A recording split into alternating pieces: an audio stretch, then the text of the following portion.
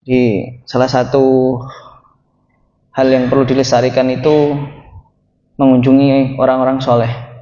Nah, di antara hal-hal yang penting untuk dilestarikan itu silaturahim, terutama silaturahim ke orang-orang soleh. Nah, apalagi kalau udah disuguhin itu, saya paling semangat kalau makan yang nyuguhin orang soleh. Nah, dulu Imam Syafi'i itu pernah disuguhin sama gurunya, makannya banyak. Tanya sama teman-temannya, Imam Syafi'i makannya pakai geragas. Oh, tidak seperti itu. Makannya orang soleh itu syifa. Apa syifa? Obat. Makanya saya dengar cerita itu semangat saya. Disuguhin makanan, apalagi orang soleh, pasti saya habiskan. Gak tahu ya kalau orang Jawa di era sekarang itu nek makannya banyak dianggap geragas apa seneng tuan rumahnya. Nek saya dulu kok simbah itu, ya cuman jontek ke, pun tidak dikerang geragas itu, bener nggak itu sekarang? Tapi nek saya karena sudah belajar agama itu rasa Jawanya udah hilang. Pokoknya nek sing nyugui sapa itu tantek ke. Bahkan kan sunahnya kalau di piring masih ada bekasnya itu kan suruh jilat kan. Hatta yulaqaha au yuliqaha. Nah itu juga kalau dulu saya ingat itu dimarahin itu Simba itu kan sering ngingetin saya. Rasa dijilati kok ora tau mangan. Ya ndak tahu itu dulu ya. Tapi setelah itu kok orang itu sunnah itu. Jadi ya hal-hal yang kayak gitu kan kita update lagi oh ternyata ya mungkin secara adat kurang ya, tapi ternyata kan standarnya kalau memang di syariat itu diperbolehkan ya nggak apa-apa gitu. Jadi kita normalisasi apa ini namanya dilatih tangan setelah makan karena itu bukan geragas tapi sunnah. Jadi nek mungkin Pak Budi habis makan gulai pas habis apa biasanya nek 7 harian itu opor gitu jilati berarti buatan geragas tapi mengamalkan sunnah. Nggih. Ngeten nggih. Sampun pengajiannya berarti. Nggih. Kemarin terakhir sampai mana kita, Pak Bu?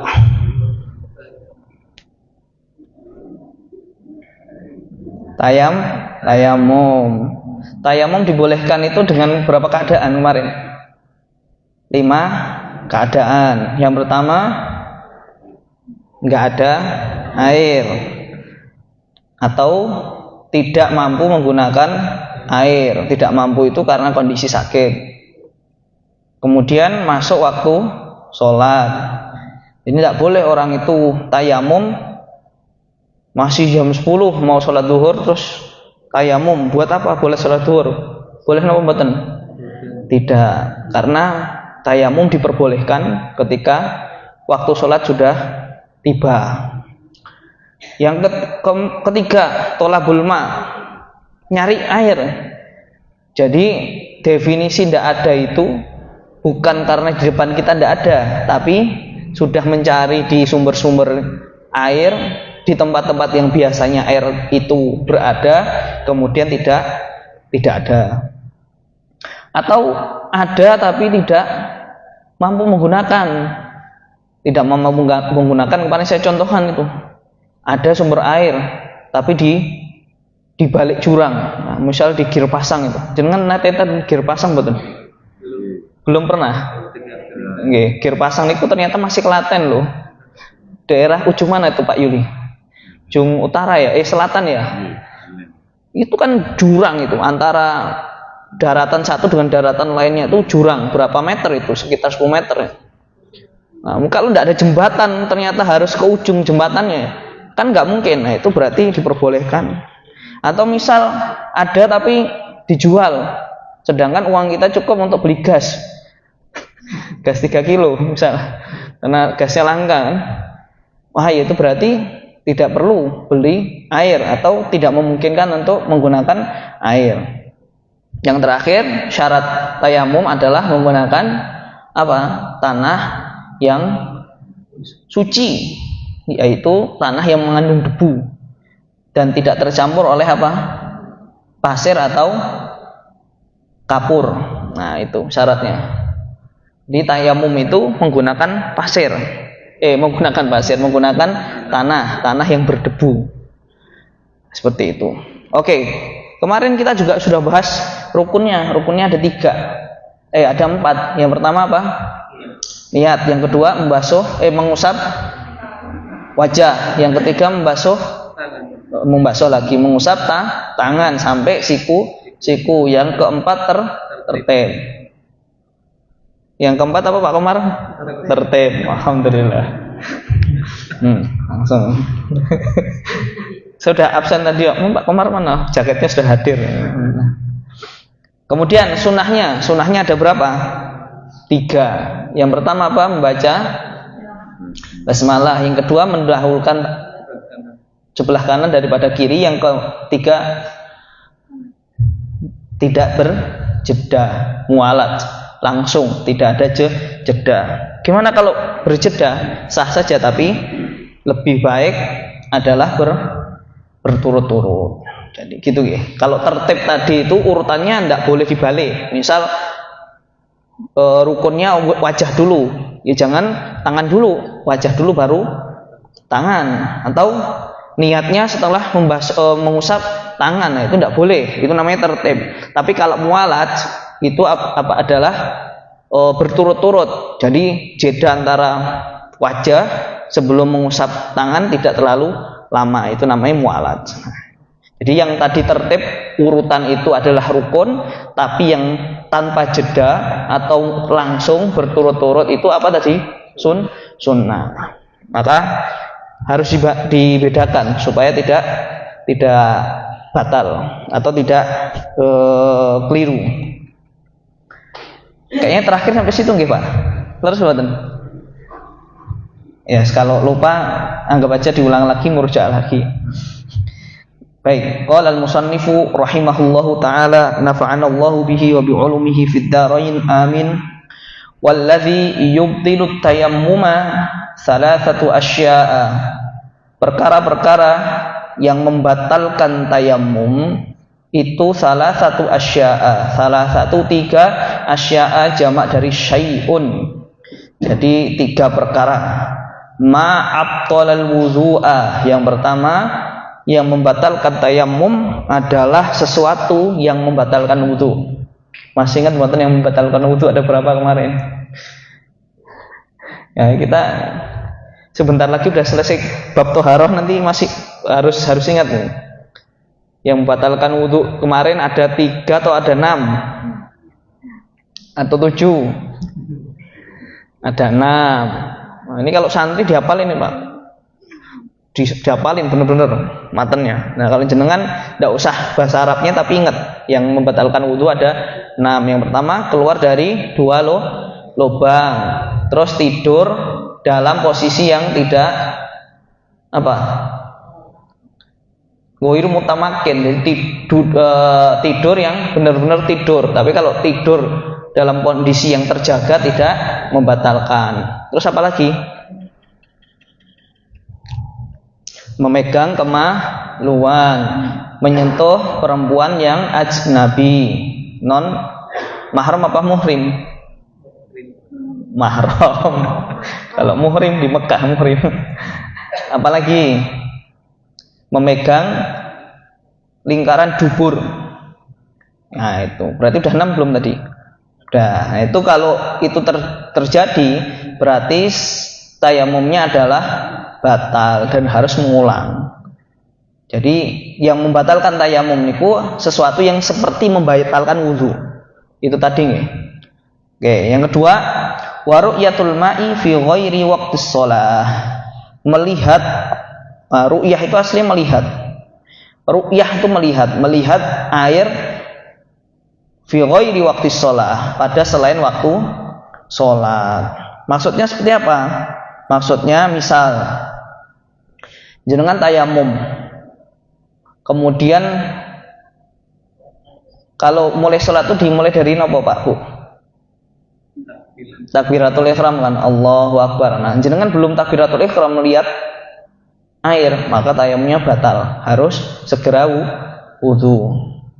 Oke. Tapi ada permasalahan lagi, misal jenengan udah takbiratul ihram, Allahu Akbar. Dan tiba wah banyune mili, banyune metu. Terus gimana jenengan? Membatalkan sholat atau melanjutkan sholat? Pripun? Kalau jenengan posisi mukim tidak perlu segera dibatalkan. Kalau jenengan posisi safar tidak perlu membatalkan.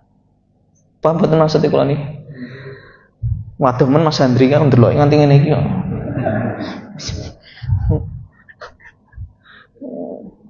Ketoke nek ngaji senderan penak senderan kabeh aku nek ning kono. Karo sikile ngene kan penak aja. Kita sepakati mau nih senderan kabeh piye. Oke. Jadi tadi yang pertama kalau posisi belum sholat, belum takbiratul ihram berarti langsung segera wudu.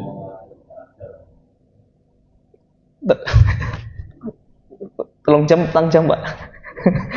Terus yang setelahnya setelah takbiratul ihram kalau mukim apa? Membatalkan.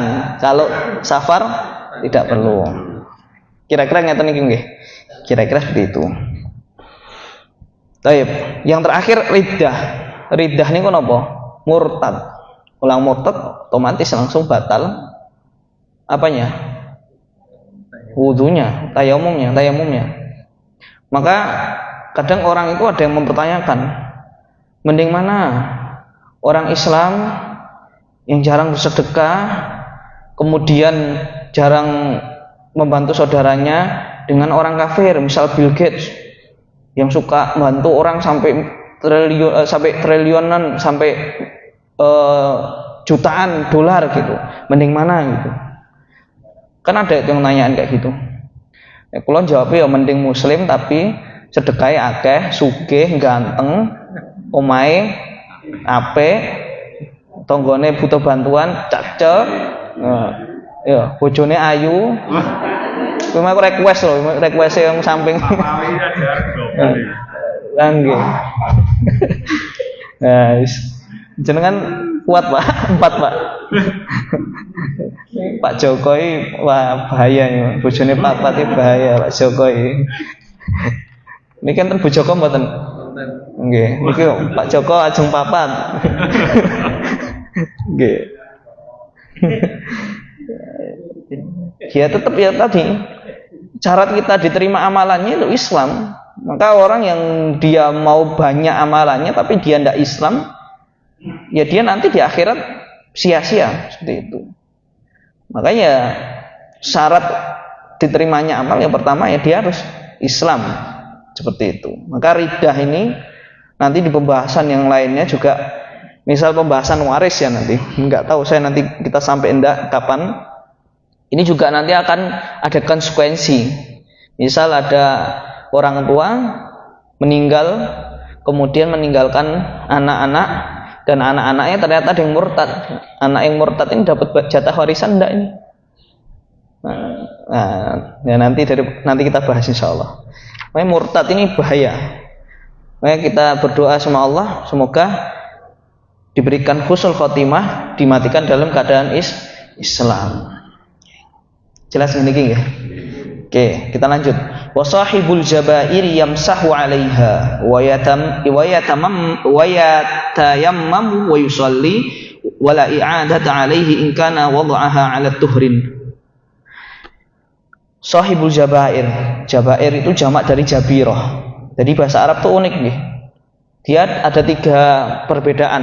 Tunggal itu jabirah, kalau 2 jabirotani, kalau 3 jabair. Kalau kita kan Indonesia kan makan, kalau jamak makan. Misal nulis.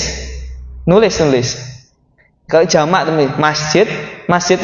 Kalau bahasa Inggris mungkin mungkin beda sedikit ya, beda. Nah, Arab ini memang jamaknya itu berbeda sekali gitu. Oke. Jabirah itu enggak Pak. Nek dulu itu gampangannya misal ada orang patah tangannya, terus dikasih kayu, terus diubet-ubet itu loh. Itu istilahnya jabiroh. Nek sekarang kita kan enggak, kita pakai gips gitu kan. Gips atau yang menyerupai itu, mungkin ada yang perban dan sebagainya, itu ya mungkin senada dengan jabiroh. Kalau dulu jabiroh itu mungkin di zaman Nabi belum ada ya, atau nggak tahu tekniknya seperti apa, tapi zamannya Abu Suja itu jabiroh itu tadi kayu yang lurus ditaruh di tangan yang patah atau bagian tubuh yang patah, terus diubut-ubut dengan kain, itu jabiroh. Nah, kita sekarang kan enggak, ya mirip-mirip dengan gips kayak gitu. Nah, itu gimana caranya mensucikannya? Nah, kata beliau, kalau ada orang yang mungkin ini konteksnya nggak hanya patah tulang ya, tapi misal bonyok itu, misal kena luka bakar atau ndase bocor ketibanan opo gitu, atau kecelakaan yang memang itu lukanya menganga, atau misal dikasih air itu bakal memperparah lukanya, sakitnya. Nah, itu ada panduan dari Islam.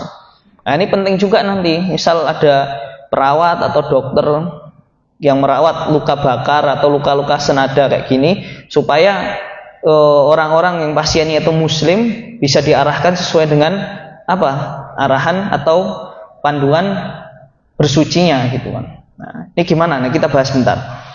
Jadi kalau dia itu pakai gips itu cukup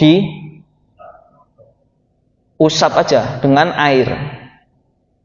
Jadi caranya misal tangannya patah diusap, misal tangan kanan misal. Nah, itu kan di bagian yang di gips tadi cukup diusap dengan air. Kemudian dia berwudu dengan wudu yang biasa. Bagian-bagian yang tidak tergips tadi tetap harus dibasuh dengan air. Dan nanti dia ditutup dengan tayamum. Gitu nggih. Jadi dibasuh bagiannya tadi, wudu dibasuh terus tayamum. Jadi tayamum ini adalah sebagai pengganti bagian yang tidak terbasuh air tadi. Begitu pula kalau dia janabah, misal janabah, ada orang posisi luka dibalut terus janabah, sama, bagian yang tidak terkena air dibasuh saja, kemudian sisanya yang tidak tergips tadi tetap diguyur dengan air seperti rukun kemarin, rukun mandi, kemudian nanti ditutup dengan tayamum.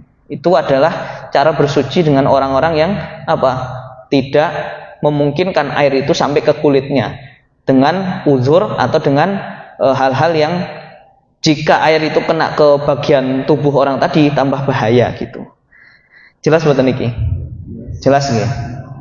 Dasarnya apa? Dasarnya itu disampaikan oleh Jabir. Jabir itu dulu pernah keluar ini dari Jabir ya, dari Jabir bahwa ada orang itu yang kepalanya pecah karena benturan atau kena sesuatu gitu, kepalanya bocor, kemudian dia bingung, ternyata junub. Nah, tanya sama kawan-kawannya, gimana nih, kepalaku bocor nih, aku junub nih. Terus kawan-kawannya tiba-tiba ya nggak mau tanya, ya setahu saya ya nggak ini sih, ya mandi biasa aja. Akhirnya si orang yang kepalanya bocor tadi mandi biasa, karena kepalanya bocor mungkin kena air tadi terus mati.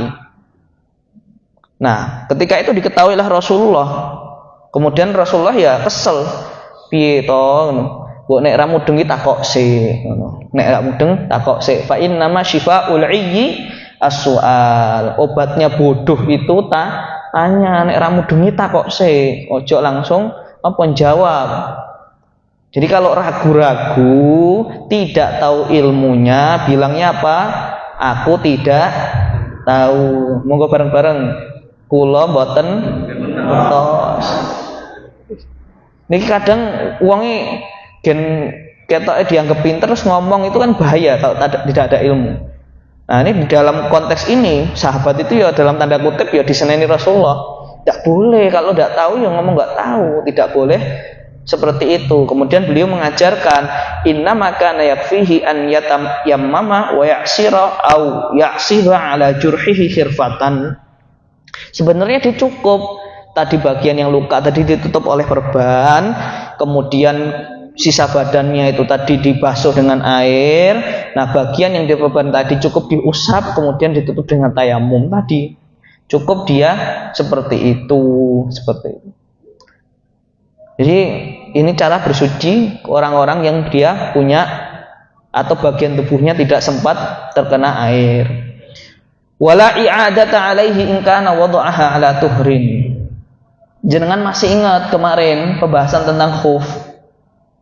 Sahnya khuf kemarin kan sepatu yang dia nutupi mata kaki, terbuat dari bahan yang kuat. Kemudian orang kalau udah pakai itu boleh mengusap di atas yang kemarin. Ingat buatan mengusap khuf. Ingat.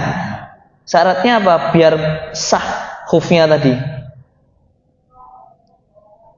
Dia memasangnya sebelum memasangnya harus dalam keadaan suci. Nah, di sini ada hal penting yang perlu disampaikan, bahwa seperti yang saya sampaikan tadi, misal orang ternyata tangannya patah dan dia harus digips. Sebelum digips, sebaiknya dia wudhu dulu sebelum digips. Kan nanti kan setelah digips paling kan berapa bulan kalau digips ya? 1 bulan sampai 3 bulan kali ya. Itu kan tidak tersentuh air. Makanya sebaiknya orang-orang yang sebelum digips itu wudhu dulu. Kalau dia jenabah ya mandi dulu, baru diperban, baru digips itu. Karena di sini menurut beliau secara tersirat, jadi kalau dia itu tidak membasuh dulu tadi atau tidak bersuci dulu sebelum membalut tadi kan, membalut bagian yang digips tadi, yaitu suatu dosa gitu. Jadi kalau orang mau digips sebaiknya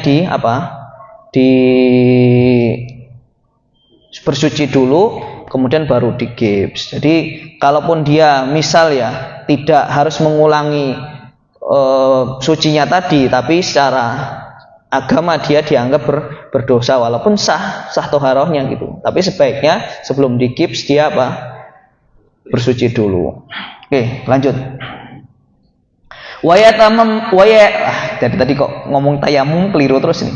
Wa yatayammamu likulli fardhatin wa yusalli bitayammumin wahidin ma syaa minan nawafil. Tayamum itu setiap mengerjakan satu kewajiban, dan tayamum satu itu boleh dilakukan untuk mengerjakan nawafil atau sunnah-sunnah. Jadi maksudnya gimana?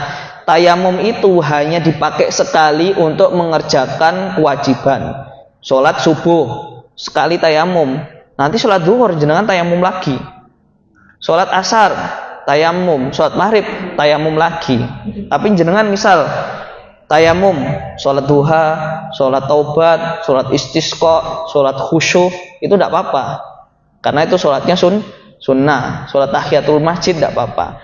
Jadi untuk mengerjakan satu kewajiban atau satu sholat wajib tadi harus dengan satu tayamum. Tidak boleh satu tayamum untuk beberapa kewajiban.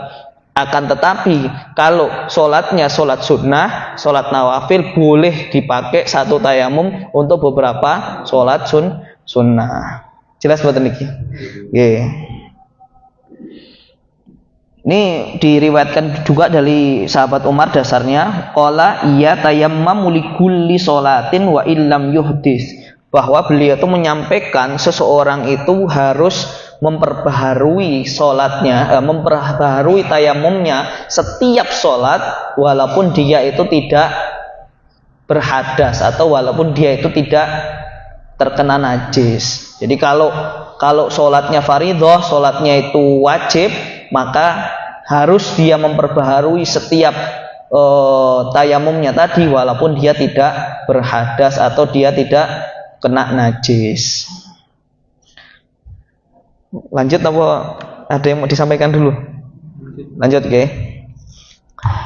Kita masuk ke pasal yang baru, faslun wa kullu ma'i'in kharaja minas sabilaini najisun illal maniyya. setiap cairan yang keluar dari dua lubang depan dan belakang itu najis kecuali mani. Dalilnya apa? Dasarnya bahwa dulu Rasulullah itu diriwayatkan dari Anas, an Anasin radhiyallahu anhu qala kana Nabi sallallahu alaihi wasallam idza tabarraza li hajatihi ataituhu bima'in fayaghsilu bihi. Bahwa dulu itu Anas niku sintennya Rasulullah? Sanes. Anas bin Malik namanya. Itu nek gampang sekarang asistennya Nabi, dari umur 10 tahun dititipkan Nabi, kemudian khidmah ke Nabi, diajari Nabi adab, ilmu dan sebagainya. Maka Anas ini pernah didoakan itu umurnya panjang, berkah dan anaknya banyak. Maka diceritakan Anas itu umurnya sampai 100 tahun, anaknya banyak. Nggak tahu ya, saya pernah baca itu 80 atau berapa anaknya, banyak pokoknya. Nah itu mungkin Pak Joko itu enggak cuma dari satu Pak Joko. Nah, nanti kita bahas Pak Wawi. Jenengan nek pas istri kok semangat ngono. Nek Bu Wawi rawuh mboten Bu Wawi en. Nah, mungkin nek diskusi masalah niku setelah Bu Wawi hadir mawon Pak Wawi. Ya, jadi Anas itu adalah sinten, anak angkatnya Nabi. Dari ibunya namanya Ummu Sulaim, bapaknya berarti Malik. Dan beliau termasuk orang yang alim. Alimnya kenapa? Karena beliau tuh suhbah pada Rasulullah tuh dari kecil. Dari umur 10 tahun derek Rasulullah. Nah, itu beliau itu menyiapkan apapun, menyiapkan airnya, menyiapkan bajunya, istilahnya nyapu rumahnya, khidmah ke Rasulullah itu dari kecil. Maka beliau itu ketika diceritakan ini, ketika buang hajat, beliau itu selalu membasuh bagian tadi, dua lubang tadi dengan air. Dan dalil untuk mani tadi, jadi beliau itu suatu saat pernah, ini sebelumnya ya. Jadi ada riwayat lagi bahwa dulu tuh Ali itu pernah pengen tanya ke orang. Jadi beliau itu punya masalah terhadap dirinya, tapi malu terus minta tolong ke Mikdad. Paham nggak maksud kula niki? Beliau pengen tanya ke Rasulullah tapi malu, akhirnya minta tolong ke Mikdad bin Al-Aswad untuk tanya ke Rasulullah.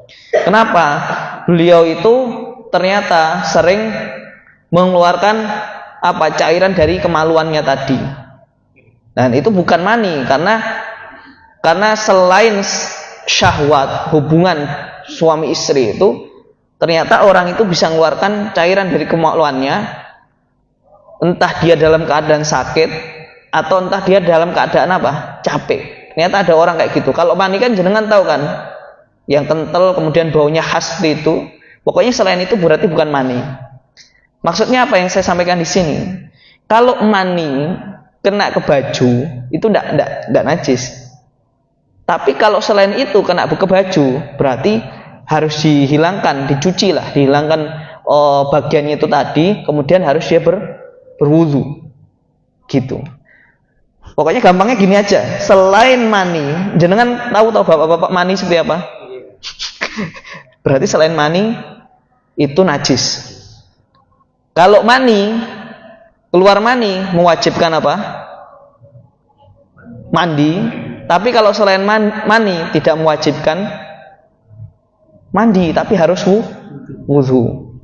Ini kalau perjelas loh, nanti jenengan nggak tahu ya, kan kondisi orang macam-macam. Ada ternyata orang-orang itu kalau capek keluar cairannya. Ya, ada madhi, ada wadhi. Nah, itu pokoknya saya nggak menyebutkan istilahnya. Pokoknya gampangnya, selain mani itu najis, jenengan tidak wajib mandi tapi harus wudu.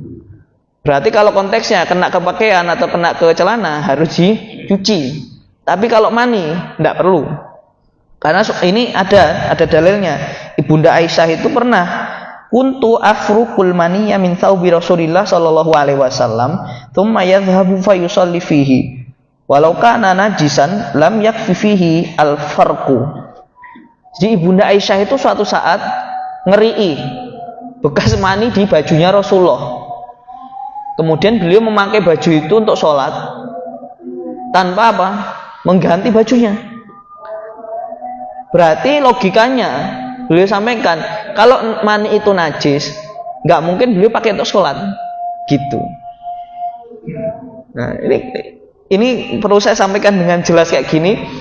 Ya, barangkali nanti kalau ada kasus seperti ini jangan buatan bingung. Wah, ini tiba habis pertempuran tadi malam kena, gimana ini? Boleh nggak ya? Nah, boleh. Ternyata ini bukan mani, boleh nggak? Nggak boleh kayak gitu. Oke, seperti itu nggih. Lanjut. Satu lagi deh.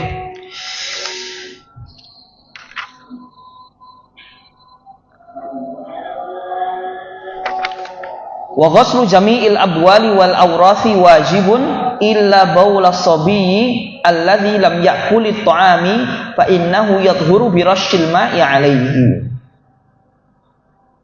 Membasuh, mencuci seluruh bekas kencing ataupun kotoran itu wajib, kecuali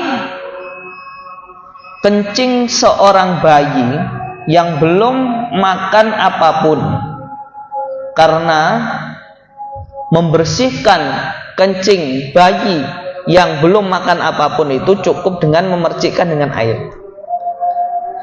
Jadi kalau bayi belum makan apapun itu ya mungkin di umur-umur sebelum 6 bulan ya Bu, dia hanya bertumbuh pada ASI. Tapi ini bayi, cuman bayi laki-laki. Kalau bayi perempuan tidak, dia tetap najis air kencingnya dan harus dicuci. Oke, dalilnya apa? Dalilnya dulu dari Ummu Qais binti Muhsan radhiyallahu anha. Pernah suatu saat anaknya yang kecil itu dipangku Rasulullah, kemudian ngompol di baju Rasulullah. Kemudian Rasulullah minta satu bejana yang isinya air, dan beliau memercikkan bekas bagian yang kena kencing bayi tadi tanpa menyucinya. Jadi kalau bayi laki-laki belum makan kecuali ASI, kemudian kena di pakaian, jenengan tidak harus menyucinya. Jadi cukup dipercikkan dengan air, itu sah untuk dibawa atau dipakai ketika sholat. Adapun bayi perempuan, ada dalil yang kemudian menerangkan kalau bayi perempuan tidak seperti bayi laki-laki, maka hukumnya wajib seperti umumnya air kencing. Wallahu alam. Semoga bermanfaat. Kita insyaallah 1 atau 2 pertemuan lagi selesai kitab Toharoh atau bab tentang bersuci, dan nanti mungkin pada Lebaran ya, setelah Ramadan kita lanjut ke kitab sholat atau bab tentang sholat, insya Allah. Kita akhiri dengan hamdalah dan doa kafaratul majlis. Alhamdulillahirabbil alamin. Subhanakallahumma bihamdik asyhadu an la ilaha illa anta astaghfiruka wa atubu ilaik. Assalamualaikum warahmatullahi wabarakatuh.